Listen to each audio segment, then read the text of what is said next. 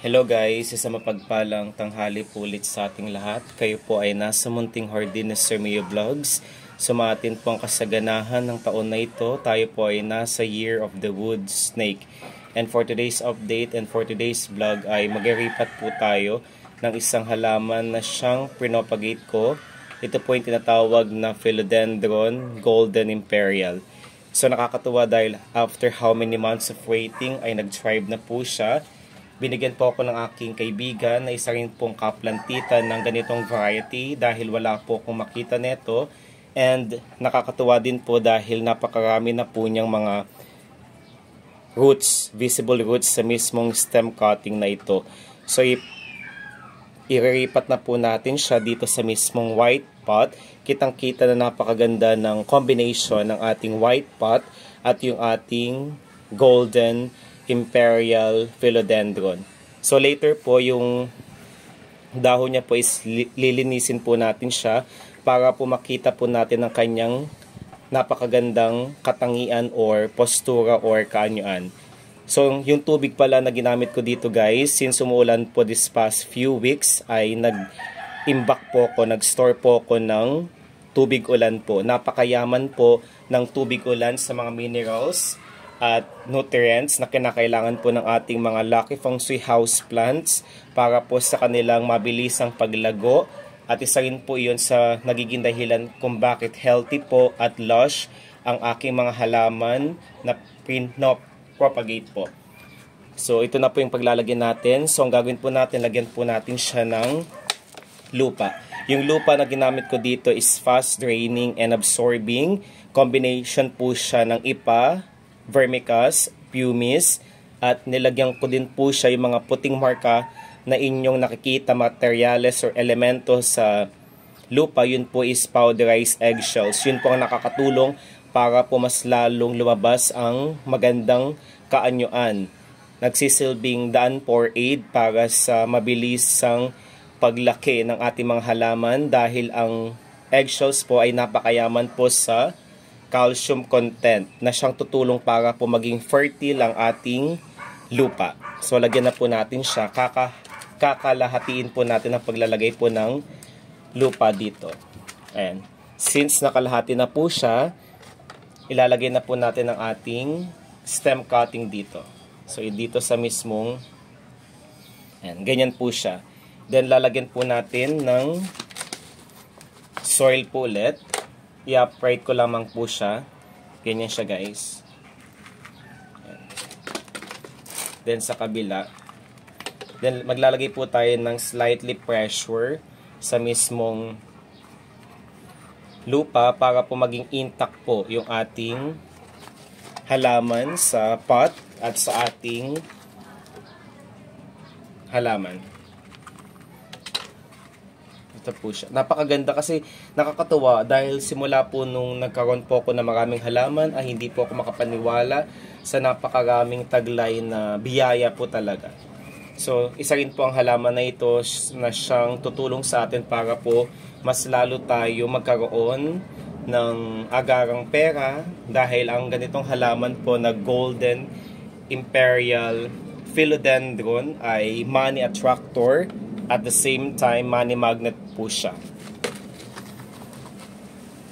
Then dito sa mismo pinakagilid, ayun siya. Ang ganda niya po, di ba? Then later lilinisan ko po yung kanyang dahon. So, small pressure lamang po para sa ating lupa. Ayan. Kung may mga pebbles po kayo, pwede nyo po siyang lagyan at gawin nyo po siyang centerpiece attractor sa mismong living room space para po pag nakita po ng ating mga panauhin ang magandang pagtubo, ang ating halaman na ito ay tunay na makapagbibigay sa kanila ng kasiyahan. Ang ganitong halaman din po ay sumisimbolo ng karangyaan at pera po dahil po sa kanyang malalapad na dahon guys. Hindi po natin pupunuin ng lupa yung container.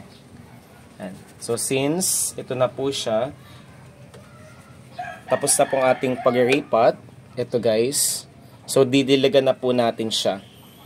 ang ipangdidilig ko po dito is yung water po na galing sa ulan po. Or kung wala po, since maswerte na po ang ganitong halaman, ay mas lalo magiging maswerte kapag ipinandilig po natin yung mga tubig na galing sa nature, kalikasan, kagaya ng tubig bukal, tubig ulan. Ang alternative po kung wala po tayo ng nasabing mga tubig na pwedeng ipandilig, yung alkaline water po is best po para sa ating halaman na ito. Ayan siya. Dahan-dahan po ang pagdidilig po.